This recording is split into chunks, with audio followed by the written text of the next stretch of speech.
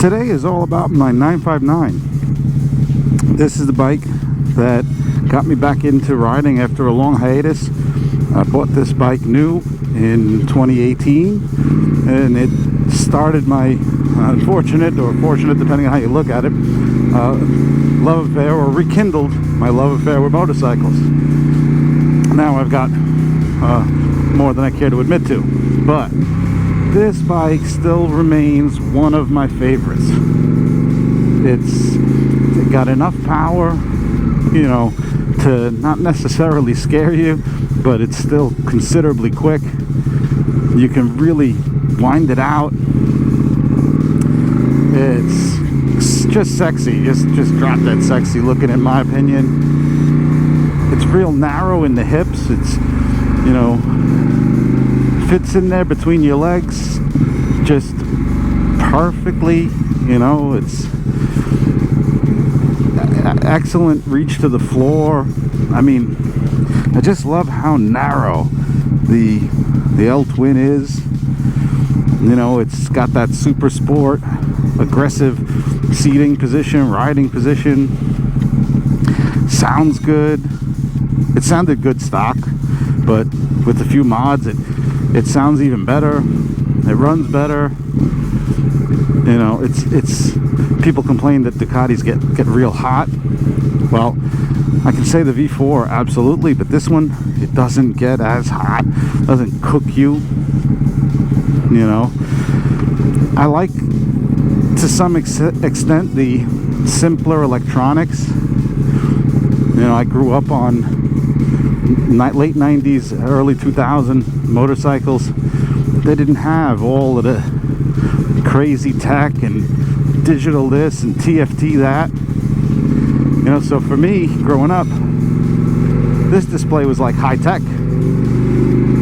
And I guess there's a bit of nostalgia in something that isn't the absolute latest, but gives you what you need.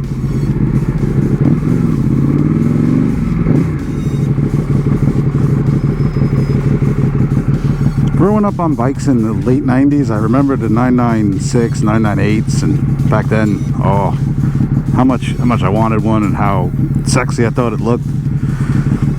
I don't know that I could have imagined bikes that looked, in my opinion, so much nicer, run so much better. And in a way, I'm glad it took until the 959 here to get me onto a Ducati. So I've done a few things to this one. European market Arrow exhaust, which was very, very interesting to fit.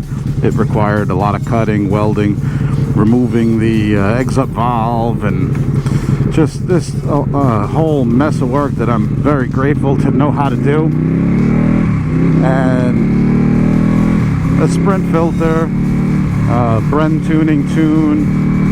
I have the Trust phone mount for the GoPro. Very nice piece. I have that on both of my Panigales. A new Rage Cycle fender eliminator really tucks the plate up nice. And that's pretty much it. The rest of it is just riding it. I mean, I didn't ride it as much when I first bought it. I only have 9,100 miles on it now, and we're going on year 6, I guess, of ownership. So I definitely put more miles on bikes now than I did back then. But I always turn back to this one. She's just light, fun, a little frisky, good sounding. You know, I know I'm repeating myself, but I can't stress just how much of a good bike this one is. And I love the white with the red wheels. White, red, and black. That whole color scheme is kind of my thing. Goes back to a C63 I had, which was white with black and red interior, black trimmings and stuff. So to me, that just kind of does it. And also that it's one of the, not the last, and it's not the big boy either, but to be one of the last of the old school look, you know, the 899, 1199, 959, 1299 and stuff, before they switched over to this nomenclature, V4, V2, and all that. I don't know. It's, to me, it almost signifies kind of the end of an era.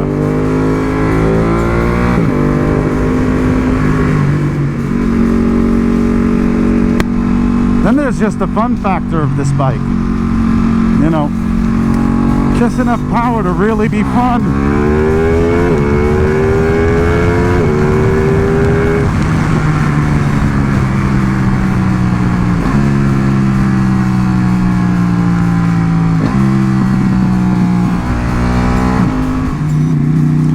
It's such a nice day for February in New York. It was 52 when I left Queens, but down by the water it's a little chillier. It's 48, but I think it is a perfect opportunity for a pit stop on the way home. For a neighborhood favorite, anyone from this area will know, Sheepshead Bay, and probably has already guessed where I'm going for.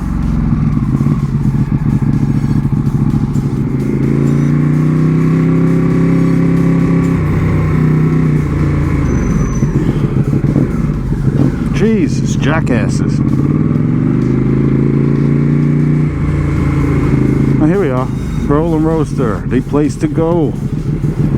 Every once in a while you just need that fill, that fix, that nostalgia. That's what I was talking about with this bike, right? That nostalgia you get. That's the nostalgia you get here too.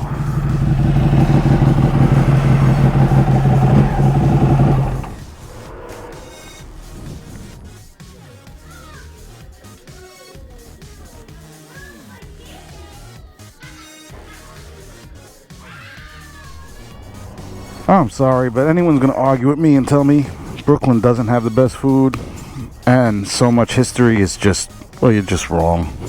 I mean, this place has been around for 53 years, and I think one of the cool parts about coming here is you'll see people inside, customers that have been coming here since they were kids, and they're at this point, some of them you see their 50s, 60s.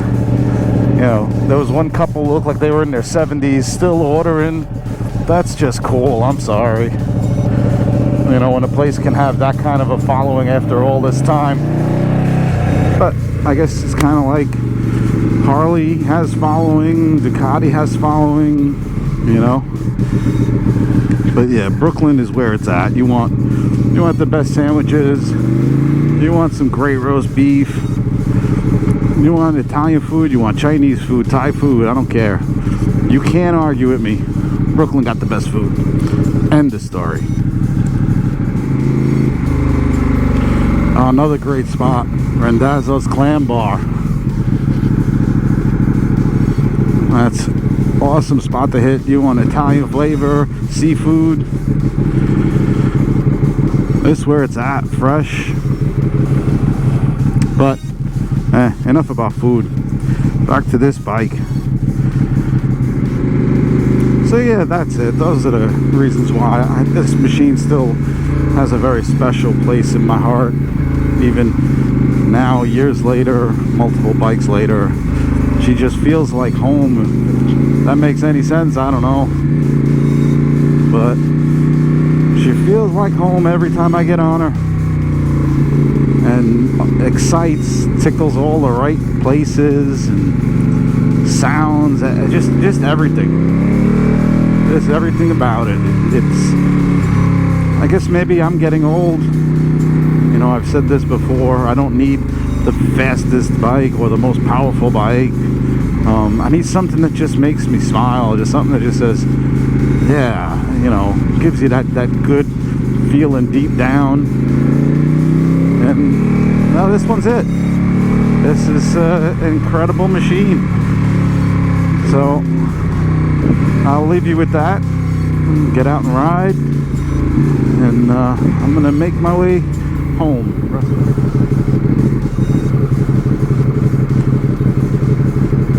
So just had something interesting happen.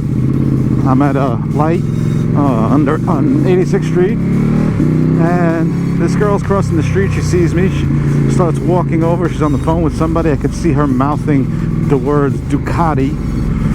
And she comes over. She's talking with me, saying how she needs something like this in her life, and what is it, and can she get on the back? And I'm like, no, I'm in a rush, I'm doing stuff. And I also, in my head, I'm thinking, you're crazy, you know, I don't need crazy. But the funny part is afterwards I'm thinking, wow, that would have been something to get on video if only I had a way to do it. And I have a camera on the front of my helmet. You know, it caught me so off guard. I just didn't think to press record. So I guess if there's one real lesson I learned today, it's always press record. You never know what's gonna happen. Lesson learned. Let's see if I follow my own advice.